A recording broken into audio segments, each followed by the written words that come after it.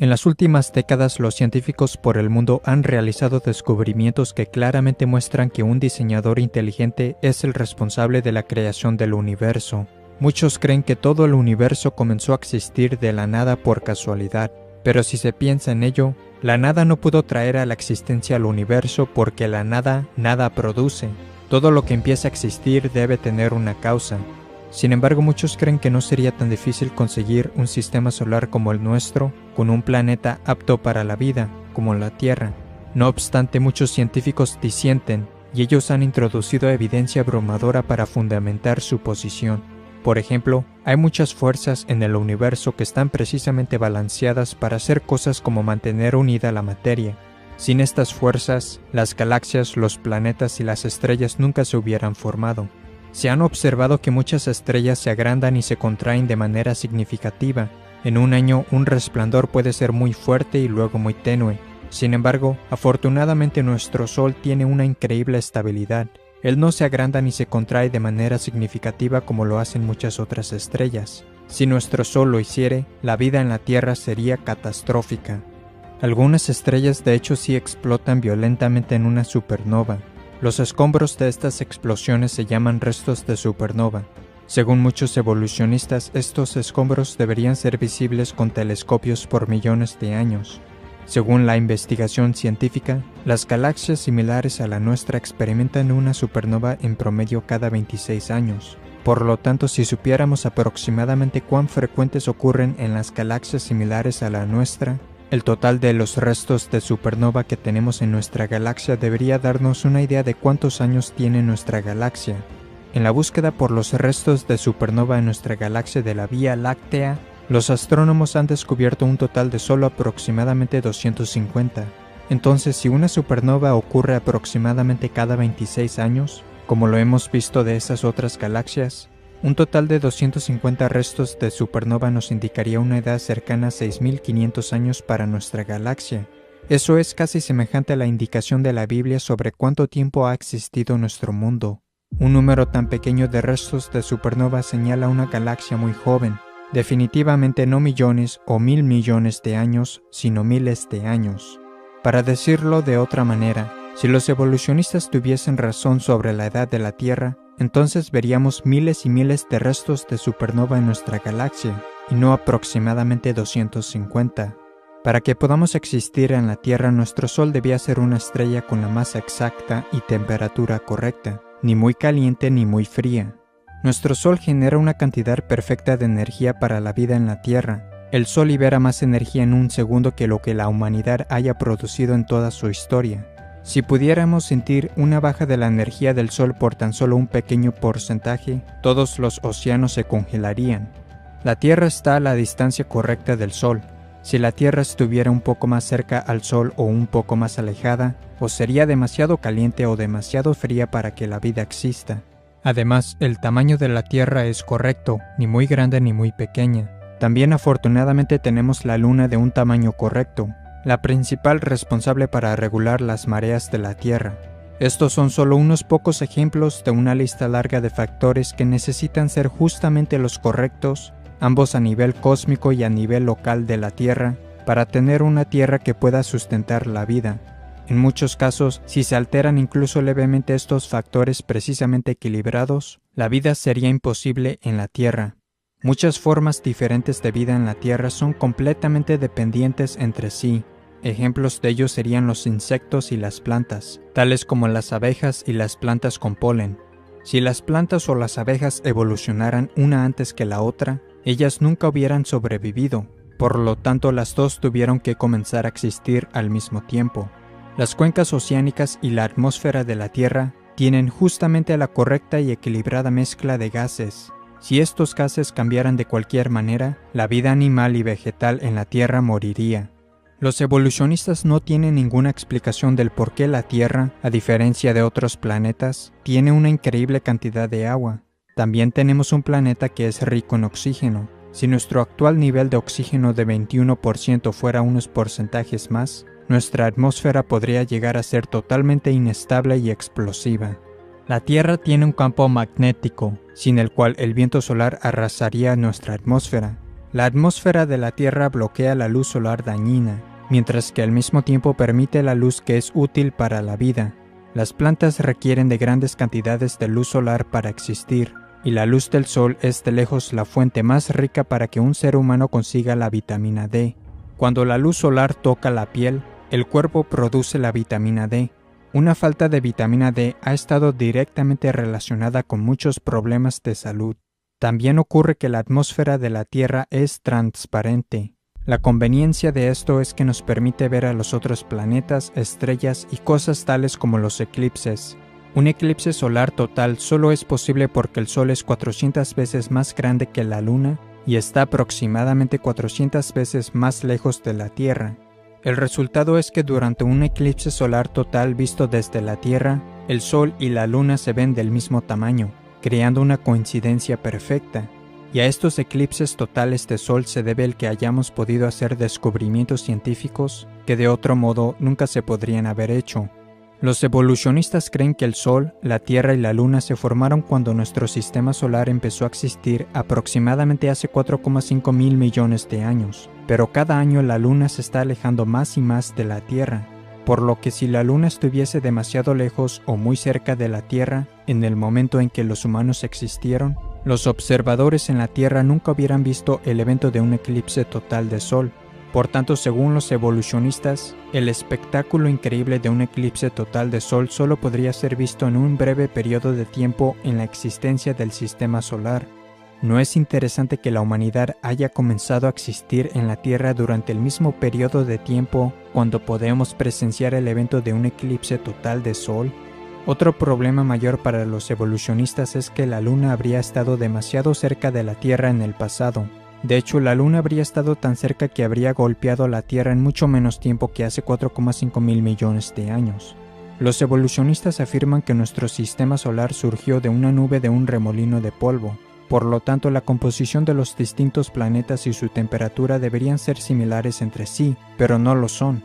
Aquellos que adhieren a la teoría del Big Bang en realidad creen que toda la materia en el universo estaba originalmente concentrada en algo más pequeño que la cabeza de un alfiler. Luego explotó, se expandió y salió el sistema ordenado de cosas que vemos hoy. Sin embargo, hay grandes problemas con la teoría del Big Bang. En primer lugar, si toda la masa del universo está concentrada en algo mucho más pequeño que la cabeza de un alfiler, entonces habría tanta gravedad en ella de modo que nada se escaparía. En segundo lugar, las explosiones no producen el orden, sino que lo destruyen, por lo que sería imposible que de una explosión surgiera un sinnúmero de cosas ordenadas. Otra dificultad es que si del Big Bang estalló todo, los planetas y las lunas deberían girar en la misma dirección en base a una ley llamada la conservación del momento angular, pero tenemos lunas y planetas girando hacia adelante y hacia atrás. Los evolucionistas estiman que los cometas tienen 1.000 millones de años. Los cometas a menudo chocan con los planetas y el Sol. También se les llama bolas de nieve sucia porque una parte significante de un cometa está hecho de hielo. Cuando los cometas viajan en el espacio y se mueven más cerca al Sol, ellos van perdiendo masa a la vez que se van quemando por el Sol. Por tanto, los cometas solo podrían durar quizás unos 10.000 años antes de que todos ellos se quemen.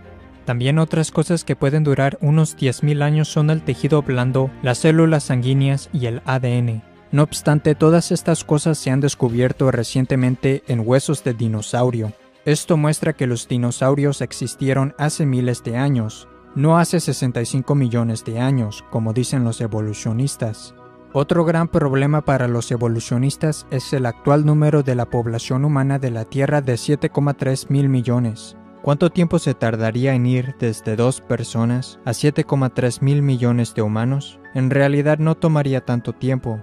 En la historia reciente, la tasa media de crecimiento anual alcanzó su marca más alta en 1963, con un 2,19%.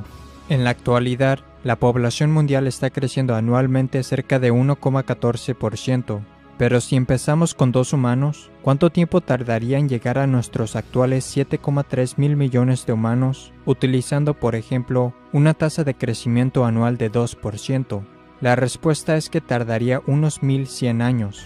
Como los evolucionistas creen que hemos estado en la Tierra significativamente más que 1.100 años, ¿por qué no tenemos un número mucho más elevado de personas en la Tierra? Además, ¿dónde están todos los huesos o tumbas, considerando que casi todos los pueblos a lo largo de la historia han enterrado a los muertos? Algunos quizás puedan tratar de convencerse a sí mismos de que para conseguir un planeta muy especial como la Tierra, solo fue un accidente, que todo ocurrió exactamente de la manera correcta. Pero incluso si alguien creyera en esto, ¿cómo empezaría la vida en la Tierra cuando es un hecho ineludible que la vida no puede venir de la no vida?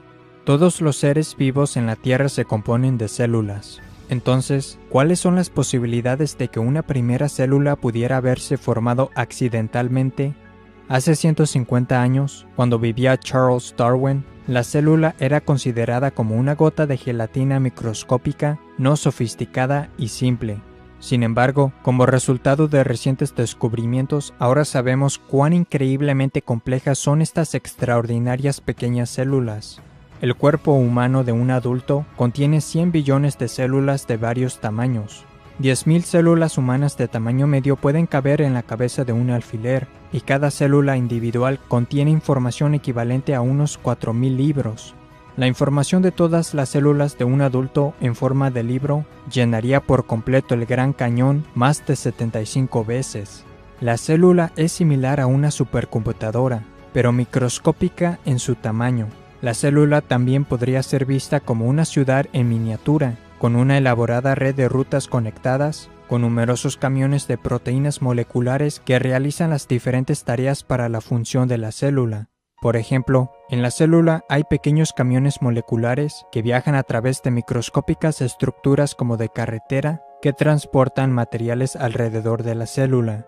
Un ejemplo de una máquina molecular en la célula es el motor flagelar que alguna bacteria utiliza para nadar. Es un motor rotario molecular que tiene una cola parecida a un látigo y puede operar a velocidades de hasta 100.000 revoluciones por minuto. Esta es una imagen del motor flagelar aumentada más de 50.000 veces. Es 1 entre 100.000 de largo de 1 pulgada. 8 millones de estos motorcitos cabrían dentro de la sección transversal de un cabello humano. Se pueden ver los detalles de su construcción. Está compuesto de 30 partes de proteínas diferentes. Parece que fue diseñado por un ingeniero. El motor flagelar es muy parecido a un motor eléctrico.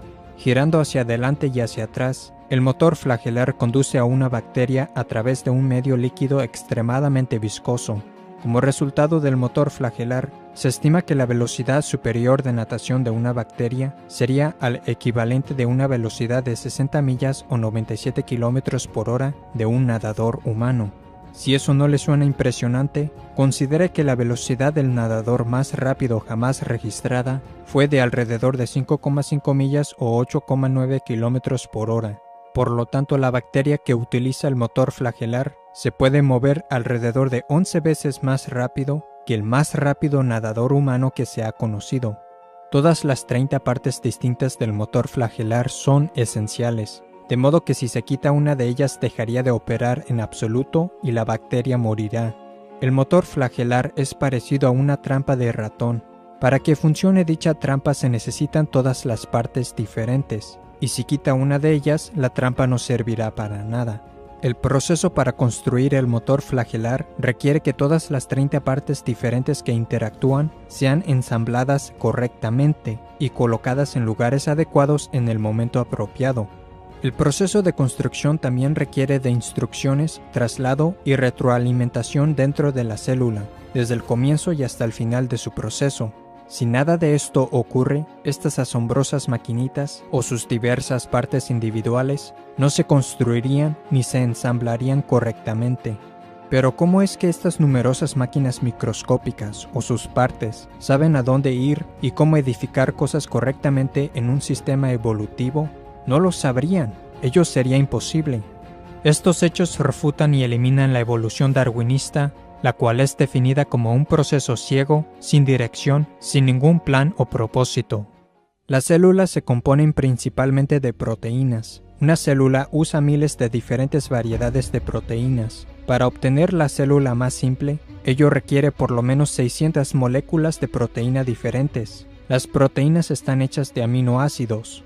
El funcionamiento de una sola proteína está hecho generalmente de una cadena de entre 50 a 1000 aminoácidos.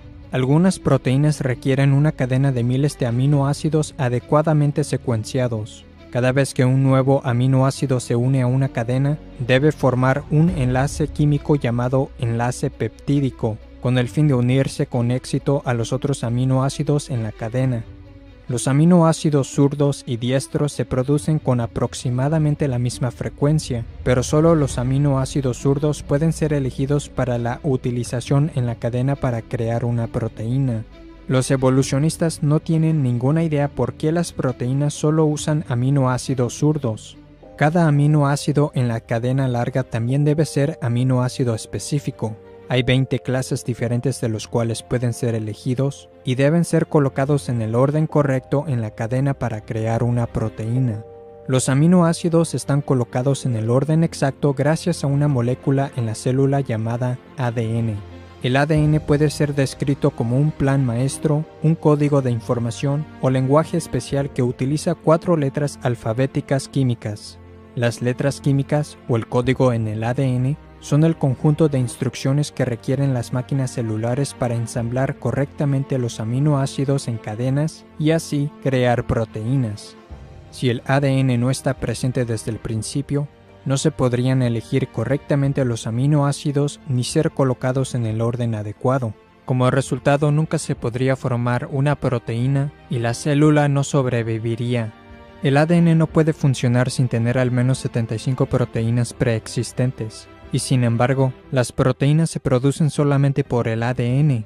Como cada uno necesita del otro, ellos debieron haber sido creados por Dios exactamente al mismo tiempo. Este hecho elimina la evolución. La fibra de ADN tiene un espesor de apenas 2 millonésimas de milímetro. Y si bien el ADN no es grueso y es increíblemente pequeño, es extremadamente largo cuando es desenrollado. De hecho, si el ADN en una célula fuese desenrollado, unido y extendido, llegaría a ser más de 2 metros de largo. El ADN sería tan delgado que sus detalles no podrían ser vistos, incluso bajo un microscopio electrónico. Si todo el ADN contenido en nuestro cuerpo fuera colocado de punta a punta, ello se extendería de aquí a la Luna más de 500,000 veces. Si se tomara de cada persona que haya vivido un set de ADN y se juntara en un montón, ello pesaría menos que una aspirina. No obstante, la densidad de almacenamiento de información del ADN es muchas veces mayor que el más avanzado chip de silicio de un ordenador. Hablando del ADN, Bill Gates dijo: "El ADN es como un programa de computadora, pero mucho más avanzado que cualquier software jamás creado". Pero tener el complejo programa de instrucción del ADN no es suficiente por sí mismo. Otras cosas en la célula deben ser capaces de entender y utilizar el programa de información del ADN. En otras palabras, el supercomplejo programa del ADN en realidad es inútil a menos que se tenga también un sistema dentro de la célula que pueda entender el lenguaje del ADN. Para comprender mejor esto, imagínese que el ADN es un disco CD o DVD complejo. Si no se tiene una máquina o sistema que pueda leer, entender y utilizar la información en el disco, no tiene valor el disco. Por tanto, las otras cosas en la célula necesitan entender y ser capaces de usar el programa de información del ADN para crear cosas correctamente. Si no, la célula se muere. El ADN puede hacerse una copia idéntica de sí mismo. Dios también programó que el ADN detecte y corrija errores. Existen máquinas de proteína que hacen correcciones especiales que constantemente viajan hacia arriba y hacia abajo a través de la molécula del ADN en busca de cualquier error que necesite rectificación. Si se detectan problemas, las reparaciones se hacen inmediatamente. Todo este proceso es increíblemente complejo. La información contenida en el ADN demuestra que la vida no solo consiste de la materia y la energía, también contiene información. La información solo puede venir de una fuente inteligente que puso la información allí. Otra función del ADN es que es el programa que Dios utiliza para crear en la persona su apariencia, el color de su pelo, su altura, etc. Como fue mencionado anteriormente, cada cuerpo humano de un adulto contiene cerca de 100 billones de células, pero en su concepción, usted solo era una célula. Increíblemente, usted empezó a existir de un tamaño no mayor que la cabeza de un alfiler, y sin embargo, toda la compleja información que lo definirá físicamente y a cada órgano de su cuerpo estaba allí, contenida en esa única célula.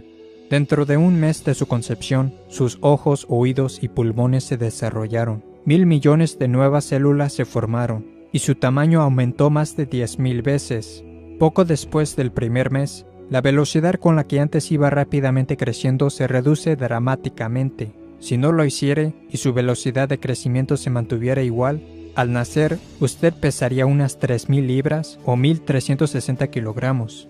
A los 2 meses, usted mide tan solo unos 3 o 4 centímetros de largo, todavía lo suficientemente pequeño como para caber dentro de una cáscara de nuez. No hay ninguna explicación evolutiva para la increíble complejidad involucrada en la concepción y en el nacimiento, o siquiera una razón para la reproducción en sí. Los evolucionistas creen que los complejos sistemas reproductivos, radicalmente diferentes pero complementarios, de todas las diferentes clases de vida en la Tierra, se desarrollaron por casualidad, completa e independientemente al mismo tiempo. Solo una ligera forma incompatible en uno de los dos sistemas harían que ambos sistemas reproductivos fuesen inútiles, y la vida se extinguiría. Además, ¿cómo pudo ocurrir la reproducción en el principio si solo hubiera un varón sin una mujer? ¿Cómo ocurriría la reproducción sin los sistemas reproductivos o los órganos antes que, entre comillas, evolucionaran? Según los evolucionistas, los humanos evolucionaron de criaturas terrestres que a su vez evolucionaron del pez. Pero, ¿cómo pudo el primer pez salir a la tierra y sobrevivir fuera del agua? ¿Cómo sobrevivieron los animales y los seres humanos sin tener órganos, extremidades y otras cosas necesarias para la vida si estas cosas estaban, entre comillas, evolucionando? También no se ha descubierto ni un fósil de transición que demuestre una clase animal evolucionando a otra clase animal. Y los así llamados fósiles de eslabones perdidos, que algunos usan para argumentar que el hombre evolucionó del simio, han resultado ser o completamente simios, completamente humanos o falsos. Los evolucionistas también no tienen explicación para la conciencia o para el origen del sistema inmune. Por ejemplo, los glóbulos blancos de la sangre atacan las bacterias malas en nuestro cuerpo. Los glóbulos blancos en realidad buscan y persiguen a las bacterias malas como en misiones de buscar y destruir. Para poder lograr esto deben tener la información programada que les permita distinguir entre amigos y enemigos. A menos que todo esto estuviera en su lugar y operando desde el comienzo de la vida, un requisito que excluye la evolución, la bacteria y otros agentes de enfermedad habrían ganado y no habríamos sobrevivido. Los evolucionistas no tienen ninguna explicación para el proceso extremadamente complejo, pero con precisión perfecta, que el cuerpo realiza para la coagulación de la sangre. Sería un desastre si la sangre no se coagulara en el momento adecuado o en el lugar apropiado. Si la sangre empezara a coagularse en el lugar indebido, por ejemplo en su pulmón o en su cerebro, usted podría morir. Si la sangre comenzara a coagularse después de perder mucha sangre o no cubriese toda la herida, usted podría morir. Si la coagulación de la sangre no se limitara a nada más que a la herida, todo su sistema sanguíneo se solidificaría. La evolución no tiene explicación para la coagulación de la sangre, porque entonces, ¿cómo sabría su cuerpo cuándo y dónde empezar el proceso de coagulación de la sangre, a menos que exista una información interna inteligente que la guíe? Y hablando de la sangre, ¿qué vino primero, la sangre o el corazón que bombea la sangre? ¿La piel evolucionó antes que la sangre? Y si fue así, ¿cómo pudo sobrevivir? La verdad es que todas estas cosas tuvieron que desarrollarse por completo y estar presentes todas juntas desde el inicio para que la humanidad pudiese sobrevivir. El cerebro humano de 3 libras o 1,5 kilogramos es la estructura más compleja y ordenada de materia en el universo. El cerebro humano de un adulto contiene más de 10 elevado a la 14 potencia, que equivale a 100.000 millones, de conexiones eléctricas. Eso es más que todas las conexiones eléctricas en todos los aparatos eléctricos del mundo. En el fondo de su ojo está la retina. Mide menos de 1 pulgada cuadrada. No obstante, esa pulgada cuadrada contiene más de 137 millones de células sensibles a la luz, las cuales están conectadas al cerebro. El ojo humano puede sanarse por sí mismo y es autolimpiante. El ojo también puede enfocarse automáticamente, permitiéndole a la persona distinguir millones de colores. Si su ojo estuviera fuera de lugar por un pequeño grado, tendría una visión doble. Estos hechos son solo algunas de las pruebas que demuestran que fuimos creados por Dios. y hallamos clara evidencia del poder e inteligencia creativa de Dios, no solo en el diseño del hombre, sino también en la increíble complejidad de los animales y los insectos. Esto se cubre en detalle en la serie de videos en inglés Incredible Creatures That Defy Evolution, las increíbles criaturas que desafían la evolución. Algunos creen que la complejidad de la vida y el universo pueden ser explicados por la posibilidad de que hubiesen sido creados por una raza alienígena, pero en realidad creen que los alienígenas tienen el poder para crear la Tierra o algo del tamaño del Sol. Más de 1 millón de tierras podrían caber dentro del Sol. El Sol además es muy caliente. Entonces, ¿cómo pudieron los alienígenas armar el Sol y construirlo? ¿Cómo pudieron haberse acercado tanto al Sol cuando lo construían? ¿O cómo se alejarían de él lo suficientemente rápido sin morir al encenderlo? Las condiciones fuera de la Tierra en el espacio exterior son, según la evidencia, muy hostiles para que exista la vida. Por ejemplo, la exposición prolongada a los rayos cósmicos en el espacio exterior puede ser fatal. Las meras temperaturas extremas en el espacio exterior harían que casi toda forma de vida sea o demasiado caliente o muy fría. También hay gases tóxicos, radiación mortal, explosiones gigantescas, fuerzas gravitacionales extremas y la falta de ambientes adecuados y elementos químicos para que exista la vida. No obstante, un gran número de astrónomos creen que la vida evolucionó en la Tierra y que por tanto, según dicen, debió haber evolucionado en otros planetas en el espacio. Sin embargo, si esto fuera verdad, deberían existir muchas razas alienígenas en otros planetas más antiguas que la nuestra. Algunas de ellas serían mucho más avanzadas tecnológicamente que nosotros. Como resultado, ellas habrían enviado una señal de radio a través del espacio que luego captaríamos o nos habrían alcanzado con sus naves o robots. Pero nunca hemos encontrado nada de alienígenas, ni sus robots, ni sus naves, ni siquiera una pieza de sus naves. He aquí algunas características que se han reportado del vuelo de ovnis. Al volar, los ovnis a menudo cambian de tamaño, color o forma. Varios ovnis se funden en uno solo y un solo ovni inmediatamente cambia a numerosos ovnis. Muchos testigos de ovnis han descrito estos increíbles e instantáneos cambios en el tamaño y forma de los ovnis, diciendo que los ovnis parecían como si estuvieran vivos. Los ovnis a veces aparecen en fotografías, en otras veces no. La mayoría de los testigos de ovnis informan no haber visto siquiera un objeto o nave, sino una luz rara que se mueve en el cielo. Algunos ovnis aparecen y desaparecen repentinamente justo enfrente de las personas y también pasan a través de la Tierra o los objetos físicos. Este tipo de comportamiento significa que los ovnis no podrían ser del mundo material, sino que tendría que ser de algún tipo de fenómeno espiritual. Basado en la actividad observada de los ovnis, muchos de los mayores investigadores de ovnis en el mundo ya no creen que los ovnis puedan ser del mundo material. También la mayoría de los supuestos abducidos por ovnis solo pueden entre comillas recordar sus entre comillas experiencias después de ser puestos bajo hipnosis, demostrando que sus supuestas experiencias con alienígenas no eran reales. Estas cosas son tratadas en más detalle en mi libro UFOs, Demonic Activity and Elaborate Hoaxes Meant to Deceive Mankind, OVNIs, actividad demoníaca y mentiras elaboradas que pretenden engañar a la humanidad. Si en verdad existieran los extraterrestres, no les tomaría mucho tiempo descubrir lo que necesitan saber sobre los terrícolas. En consecuencia, ellos ya nos controlarían, nos destruirían o se manifestarían con claridad a la humanidad. La organización SETI, acrónimo del inglés Search for Extraterrestrial Intelligence, búsqueda de inteligencia extraterrestre, ha explorado los cielos durante décadas en busca de vida inteligente, pero nunca han recogido ni una señal del espacio exterior que indique que existe una raza alienígena. Los que buscan a los extraterrestres han dicho que si recogieran tan solo una señal compleja, ello probaría que una inteligencia debió haberla producido.